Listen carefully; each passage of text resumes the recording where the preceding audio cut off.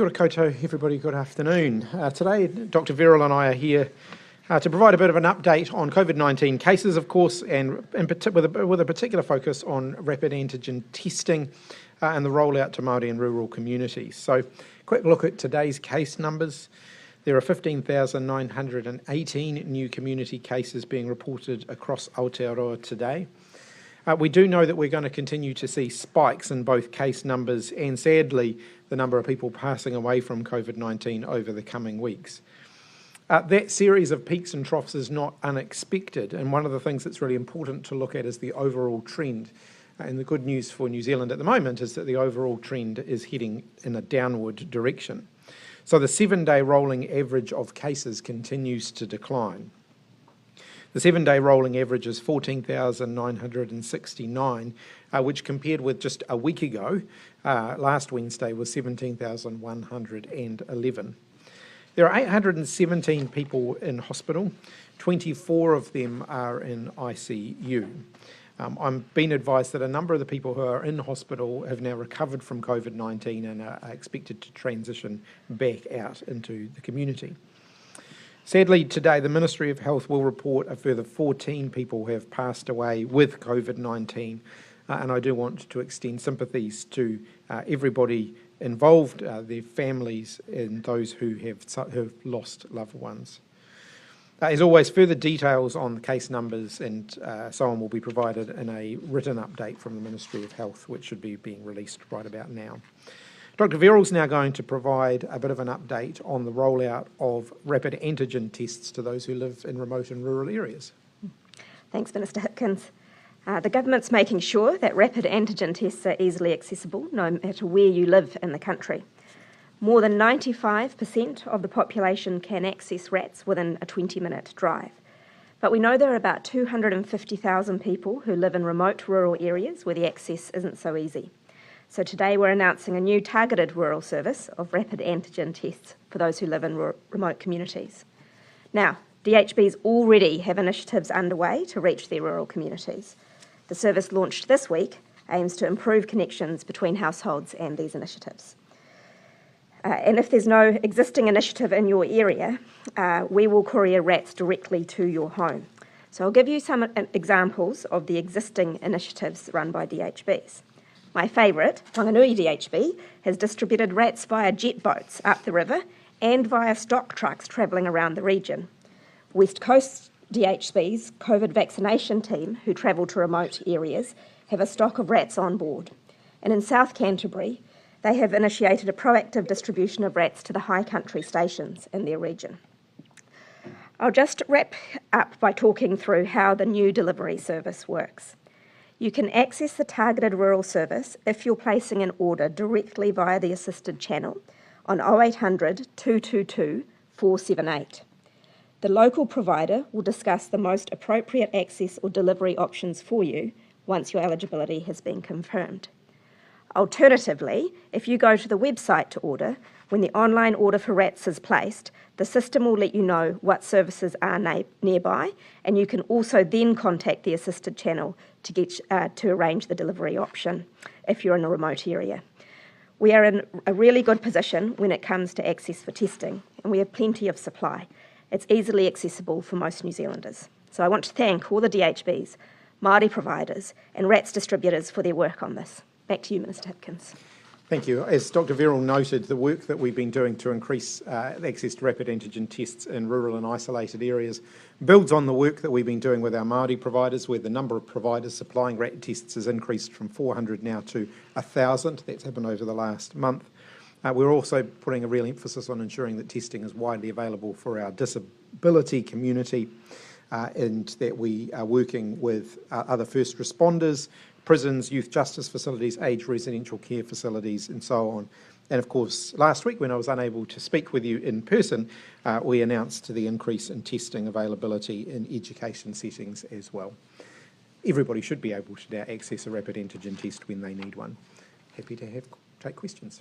We've passed the peak now, and you mentioned that the case numbers are going down. So why are we only now getting those rapid antigen tests out to those more isolated communities? Look, we've been working on getting tests as widely available as possible, and of course, over time, as you get to bigger groups, you can then start to focus in on those smaller areas where we can continue to do better, and that's exactly what we've been focused on. Aren't we well past the peak? Shouldn't we have done this already?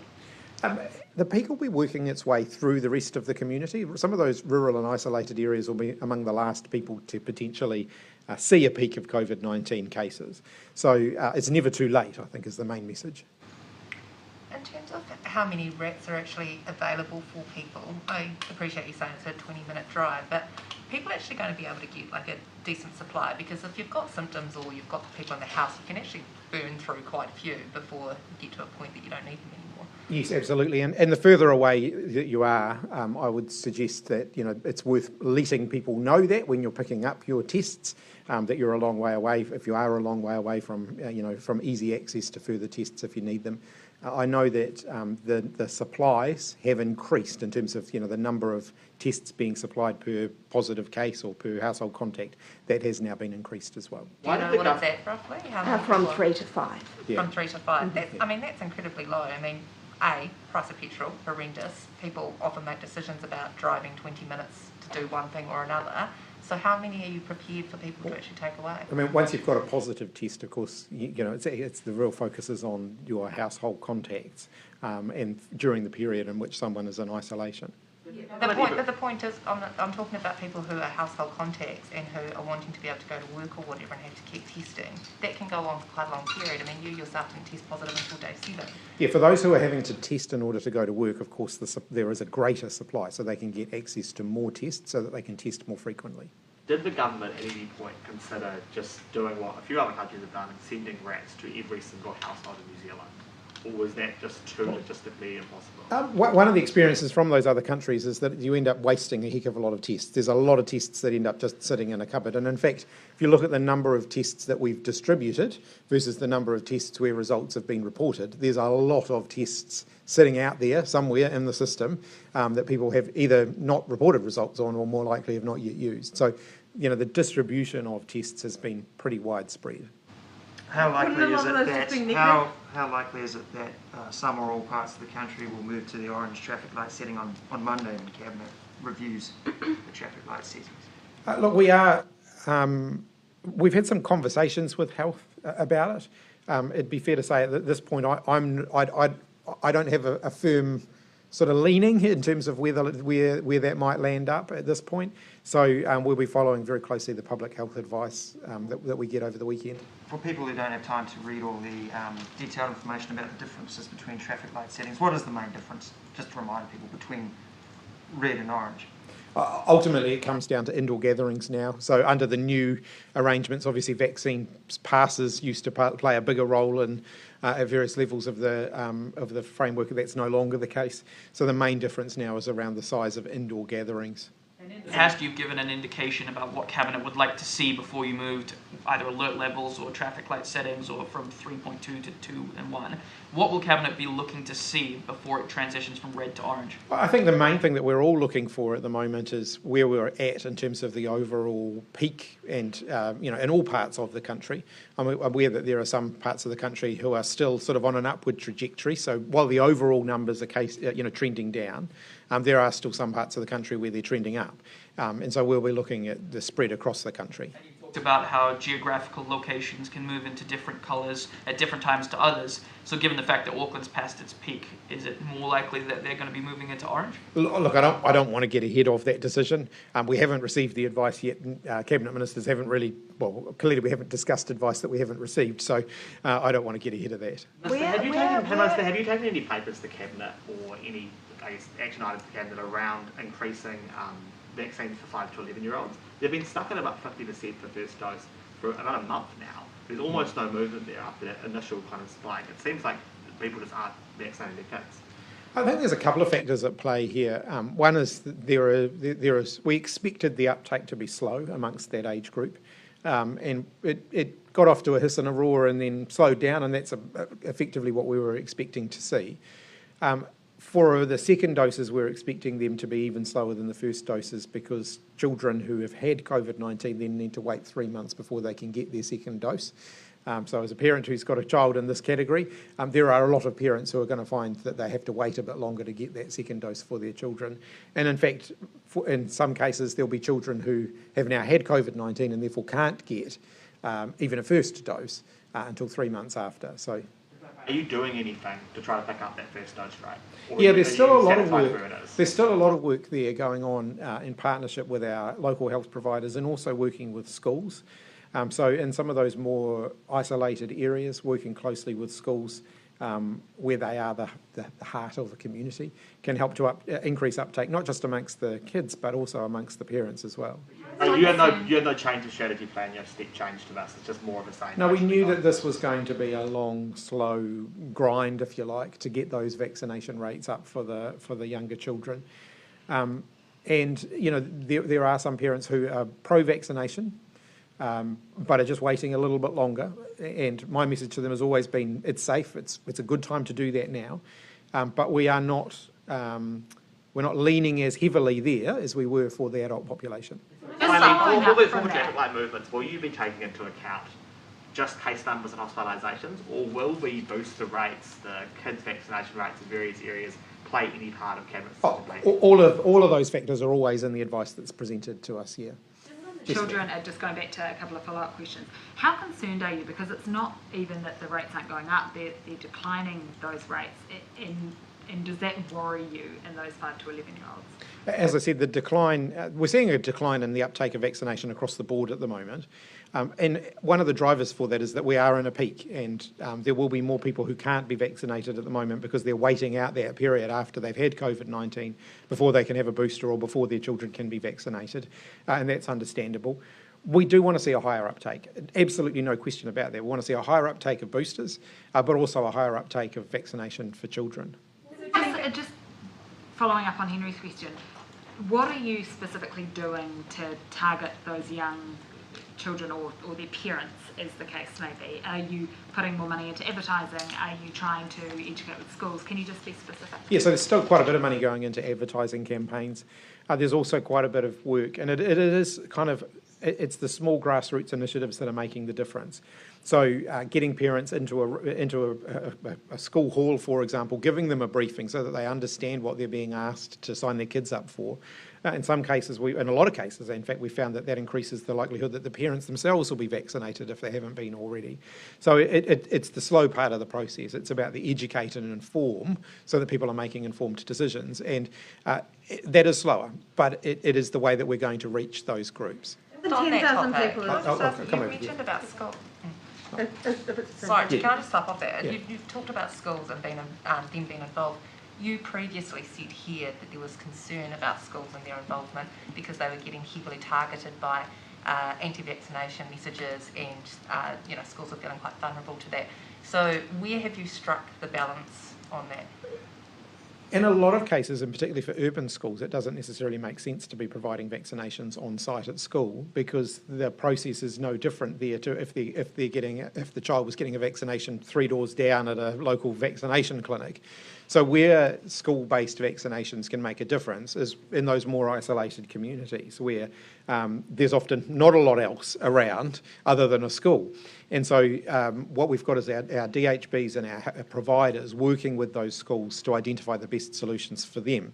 In some cases, it might be that they're using a nearby venue to a school, not the school itself, if there's been issues in that community in terms of the school being targeted. So there's conversations about that have been ongoing for months now, happening all up and down the country. But there are still issues around that. Are schools still feeling particularly targeted by that misinformation, disinformation? Look, I'd have to look at that. I haven't had reports of that recently. That's not to say it's not happening, it's just I haven't had the reports of it. Booster for that age group as well, because Dr. Bloomfield said last week that he was expecting a decision in the next week or so about whether the booster would be available. Yeah, we're not expecting decisions on boosters for children, i.e. the 5 to 11-year-olds, for some time. That's not really on the kind of current horizon. the decision making around boosters is really for the 12 to 18 year age group. And it may be that, we're waiting for the advice of our technical experts on that. It may be that we have some differentiation within that age group. I might ask Dr. Verrill, who's been following the international evidence on that, to comment on that if she wants to. Yeah, there has been a new application placed for the 12 to 17s for assessment. So that's based on trial data that has come through for the Pfizer vaccine. Sorry, I'm just coming back to Dr. Bloomfield's comment that he was expecting to have basically a decision on that age group in the next week or so. So and are you just waiting? There's been new information put right. forward to MedSafe. Right, so that's basically going to hold it up for some time. Well, the new information is likely based on new trial data that gives us a better picture in order to make the assessment. What's the time frame for that? I'll have to get back to you on that. It is, from memory, it is within the next few weeks that MedSafe are expecting to consider it. Now, of course, MedSafe don't always make a decision straight off the bat when they're considering new applications. So, 8,000 people have now signed a petition to increase the number of people that are allowed to support people with women giving birth in maternity wards. What do you need to see with the current outbreak for more people to be allowed in those rooms? Yeah, I think that's a important point, that indeed the current outbreak does influence how those decisions are made, because there is a risk assessment made in each case of a visitor coming into hospital about what the chance of them having COVID is. And so in places where the COVID prevalence is coming down, there is an opportunity for DHBs to re-look at their policies about that. And as we discussed yesterday, they do that on a DHB by DHB basis. Any sort of centralised advice going out to the DHBs on that though? Because I mean, if you look at it from like a mother's perspective, you can get on an aeroplane with 100 other people. You can go to a stadium packed with thousands of people, but you can't have support people in the room with you. Yeah. First of all, it is really important that people have the support they want and need at the time that's as important as giving birth. I think if we just went back 2 weeks in time, some of the maternity services, for example, in the northern region, were really suffering with staff shortages due to staff having COVID-19. So that is part of why service continuity depends on these types of provisions in place in maternity wards. So indeed, I think there is scope, as you mentioned, for us to make sure that we're giving all the guidance to DHBs about factors to take into account, so an enabling approach is taken, and I'm working with officials on that now. I want to acknowledge that our hospitals are under a huge amount of pressure here as well, and so hear reports of people heading off to hospital in an ambulance, for example, without family members being able to go with them, because the policy of the hospital is not to have visitors or other people there at the moment. They're really trying to limit the number of people that they have in the hospital in order to cut down on the sort of pressure that we have seen. And I absolutely acknowledge that's really difficult for families, and for where you've got someone who is in hospital and you can't go and see them and you can't visit them and you're wanting to know what's going on, and perhaps the hospital isn't communicating freely with you because they are under that much pressure. I absolutely acknowledge that that's really, really difficult for families. And so please be patient with our health system, though they are absolutely doing everything they can to support people who need that care. Some kind of like rat tests, masks on arrival, masking policy implemented so that people aren't suffering through those things? I think that the balance here is about making sure that our hospitals can continue to function and that they don't end up having to not being in a position where they can't provide people care because they lose such a significant proportion of their workforce to COVID-19. And I know hospitals are being sensible in the decisions that they are making. So, for example, where someone's in a serious condition, they're allowing people in to see them and so on. But they are being quite careful in just the number of general foot traffic the amount of general foot traffic that they're allowing into the hospital at the moment. Just in terms of the move to Orange, is there any chance that just Auckland would go to Orange on Monday? Again, I don't want to get ahead of the Cabinet decisions when we haven't yet received the advice on that yet. But a regional split could be on the table? Well, we've always said that within the traffic light framework, regional separation is a possibility, but we haven't considered whether we would do that in the current context. With such a high number of people having had COVID, what's the latest advice that you've received around long COVID support, advertising? Do people need to know what sort of exercise they should be doing after? Where is government at on long COVID? Yeah, I mean, long COVID is a real condition that is one of many syndromes that people can get after viral illnesses. And I know that many people with long COVID feel that they're not listened to, so it's very important that we and the ministry recognises that it is a condition, and you would have seen the Chief Science Advisor for the ministry, Ian Town, make that very clear a couple of weeks ago. I think there is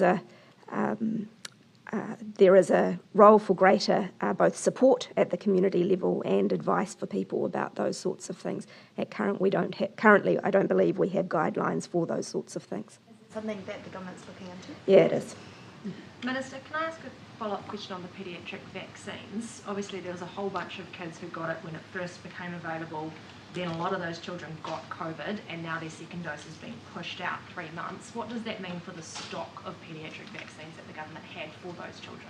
I'm not concerned about that at the moment. So we've got, they've got about, I think, from memory, a 9 month shelf life in terms of the paediatric doses, and they've only been received in country this year. So we're only 3 months into the year, so we've got a good shelf life for those vaccines.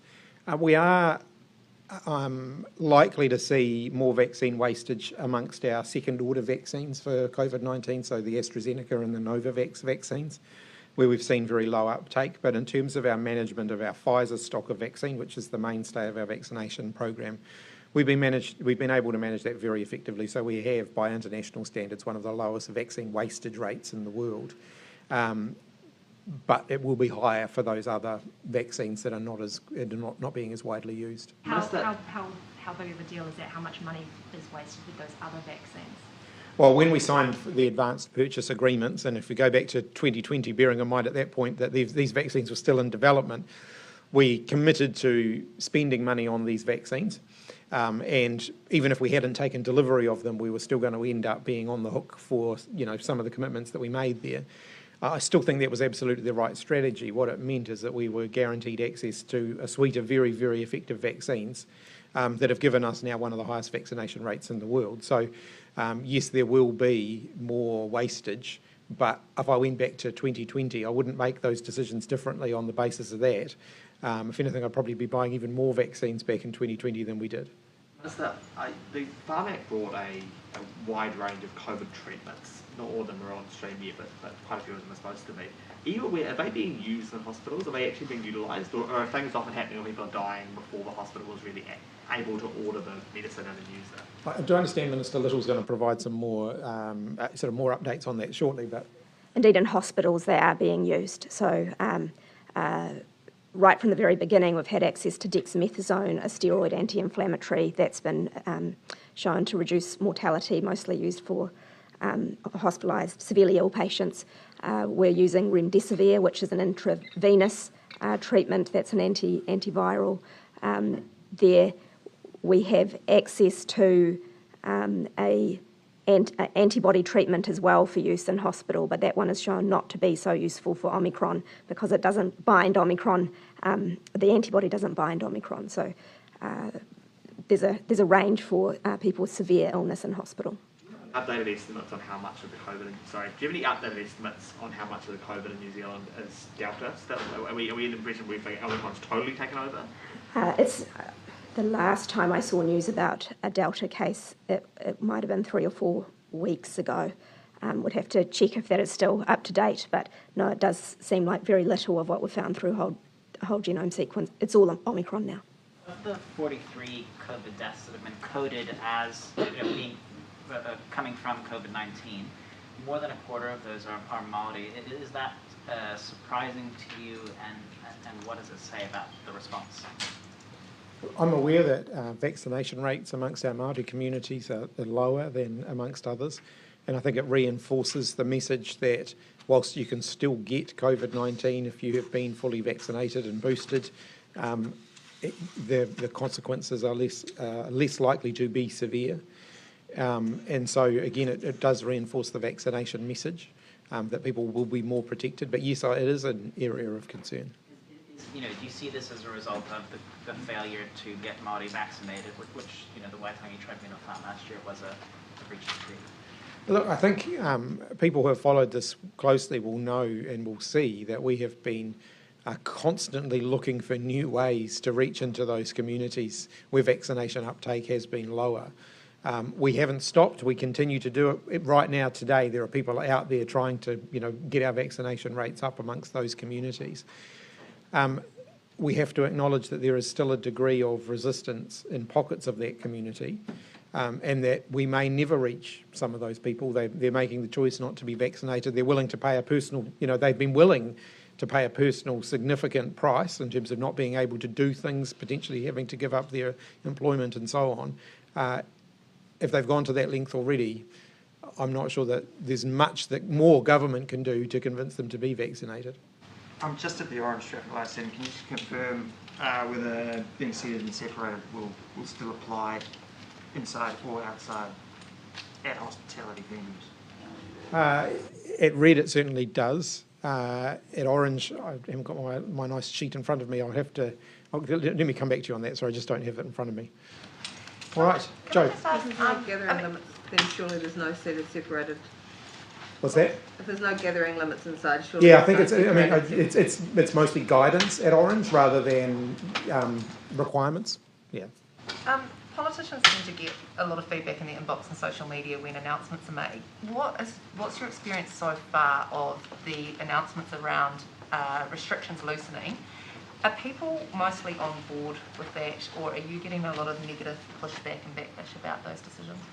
I know there's certainly nervousness in the community about that. It's finely balanced, I think, in terms of where the overall public sentiment is. I think that there are certainly people who are very nervous about where we sit in our COVID-19 response at the moment.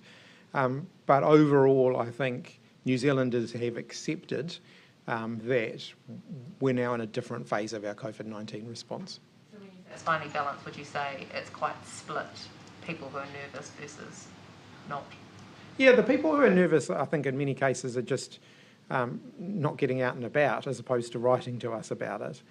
We're still getting a bit of correspondence about that. The overall correspondence volume has dropped away quite significantly in the last few weeks. The volume of kind of violent threats towards you personally dropped as well? As a bit of a confession, I have to tell you, I don't. I've kind of asked not to be told about the worst of some of that, because I think otherwise you just live your whole life in fear. And so I trust those who are dealing with all of that correspondence and all of those issues to alert me if there is something that I really need to know about. So I couldn't give you an answer on that. So protesters threatening to come back to Wellington in 2 days' time for a 14-day sit-in. Are you worried it's going to turn out like last time? Look, ultimately that's a matter for the police, but it'd be difficult to know exactly what they're coming here to protest against. Were you surprised to see a petition delivered to Parliament to Chris Hipkins yesterday by someone who had subscribed to these sort of quite violent anti-vax sovereign citizen beliefs? Look, as a longish serving parliamentarian now, I passionately believe in the right of every citizen, including those who have very unpopular views, to petition the Parliament. I think that that's a pretty important right in a democracy. But I would note to some of those individuals petitioning the Parliament that relies on there being a Parliament, and some of their other views would suggest that a democratically elected body isn't a legitimate one. It is a legitimate one, and they are absolutely exercising a legitimate right in petitioning the Parliament. Would you have accepted that petition?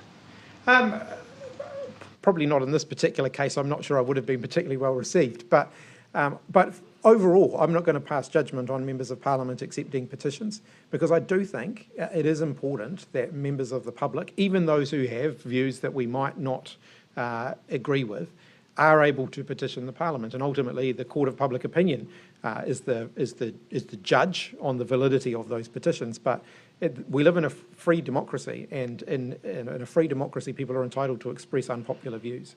When the mandates drop next week, will both of you be comfortable unknowingly mingling with unvaccinated people? One of the points that I would make about that is, we've got a 95+% vaccination rate amongst the eligible adult population, and people don't suddenly become unvaccinated. So we're still going to have a very high rate of vaccination, even when the mandates and when the vaccine passes have disappeared. And so the overall increase in risk is very low comparative to what it was when we introduced the mandates and introduced the vaccine passes. Have you Minister, continue to venture out to cafes and restaurants and things over this period? Well, I've only recently been allowed out of the house, so I haven't yet been out and about that much, but I'm hoping to be. But, I mean, have you been completely comfortable with it? I mean, Dr. Bloomfield said the other week that he was still regularly going out and that the system was designed to do that. But, you know, have you actually followed that advice and been out and about? Yes, I was at a family gathering at the Mongolian barbecue restaurant in Wellington last week, and indeed I believe at time. I mean, I'm sure I've been mixing with unvaccinated people unknowingly in the past, and I'm sure that'll continue. And you know, make sure I have my mask and I'm vaccinated myself so that I'm safe. Differently about it, just because my understanding you haven't had COVID-19 yet, and lots of us, or some of us, haven't, and perhaps have a different take on the minister who has had COVID, about feeling safe or, you know, mixing and mingling with other people. I've been working with infectious diseases all my life, and part of that job is knowing what the protections are and being able to conduct yourself in a way where you're taking only the necessary risks, and I think we've set up a system that enables that. Because you have worked with infectious diseases, have you noticed, I guess, the feedback that you've got, just coming back to the question that Minister Hipkins answered before about, you know, the backlash or people not happy about restrictions loosening? What have you received as a doctor in that way? To be honest, I also don't look at any of the very negative or violent messages. I receive a mix of feedback, and I guess whether people are happy about the changes to the traffic light system and mandates and things dropping off, and whether, you know, people are fearful or nervous about that. Have you received? Oh, absolutely, and I understand that, because I think of all the you know, people I've looked after in my life who have immune compromise or you know, are vulnerable to COVID in some way. I totally understand that they'll be nervous. Just back on that visitors at hospitals question, if we move to orange, that technically means our health system is no longer under threat, right? So at that point, can we start seeing some of those restrictions that are around hospitals loosened? A lot of those restrictions around hospitals are ones that the hospitals have put in place for, you know, operational reasons to keep patients, staff and others in the hospital safe. We have to acknowledge, though, that as we come off the peak, that the rate of hospitalisation and those who require serious, you know, ICU care and so on, there's likely to be a bit of a lag effect before we see that drop in the peak start to flow through into the hospital system. And therefore, is it safe to move to orange? Well, those are all the things that we'll be weighing up, absolutely. All right, thanks very much, everybody. Thank you.